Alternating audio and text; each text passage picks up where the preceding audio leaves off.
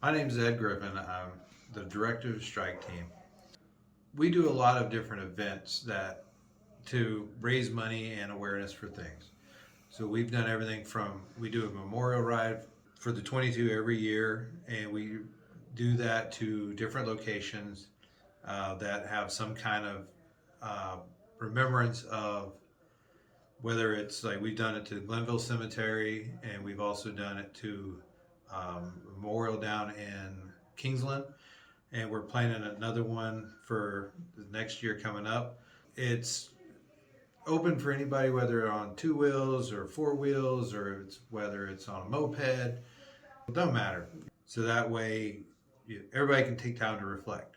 And nothing is harder that you can do is get a bunch of vets together and have them keep their mouth shut for 22 minutes. Also done community yard sales where we'll take donations and stuff like that. We're doing it once a quarter just to bring in some extra funds. 100% of what we take in gets put back out. We don't get a penny of it. Most that we use anything for is operational costs. So anything like, website and stuff like that. That's the only thing that we actually use any of the money for. If it's for vets that, are homeless or whatever, we've helped them try to get stuff like we helped refurbish a house. We did something like 300 hours of work on a house in something like 10 days. Um, we got done with it actually the day that the family got kicked out of their housing that they were with from a different organization. They were in a motel. We actually signed up for a chili cook-off that Harley Davidson here in Savannah have done, and we also done grill and chills down there, and we actually do like a little bake sale thing at the same time. So if you ever get by there, you need to have some of Mama Salsa's little breads, pretty good. And I'm really horrible at this because I have the attention span and memory of a bear trap that's rusted wide open. Yeah, this is what like multiple head injuries does for you. No memory, yay! So we actually did like a classic car show and bike show, and we also attended one as a vendor, but we did one down there at Harley. Harley's like our little home away from home. We had classic bikes of all different flavors, classic cars.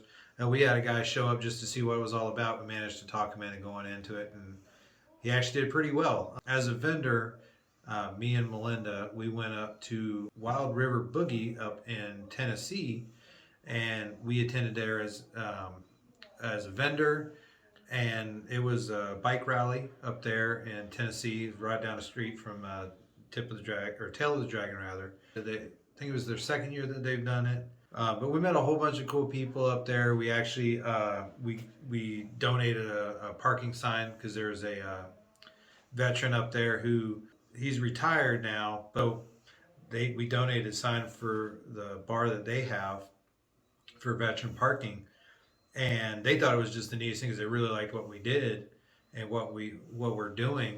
In the meantime, before they left, because they had a little offshoot bar there at the campground, that it was actually hanging up behind the bar, so that was their veteran parking sign. So we kind of collaborated with Jeeping for the Second, which is another organization here.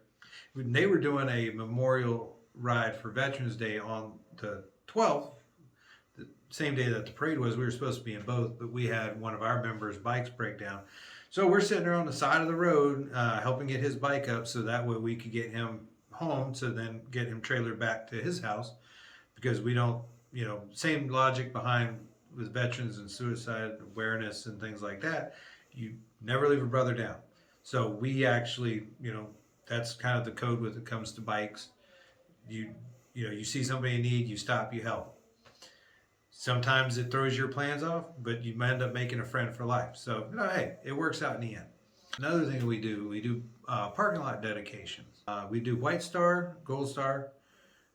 We can do just regular memorial, like say you have your guy that was like the VFW or Legion guy who he was Mr. Whoever and he was always there for everything, passes away. It doesn't have to be under tragic circumstances. You want to do a memorial.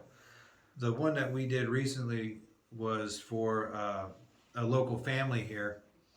My wife went and actually interviewed the family, did hours of video with them, stories about him growing up while he was in the service, what happened to he died in a fatal traffic accident.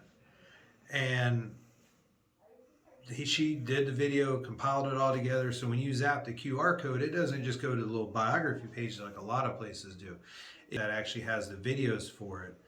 And you get to hear it from the family. And when you get done watching it, you feel like you grew up with the kid. To get it more like a memorialized of an actual firsthand account of dealing with that person, instead of it just being that biography page that like, oh, that's really neat. Okay, and you move on, you forget about it.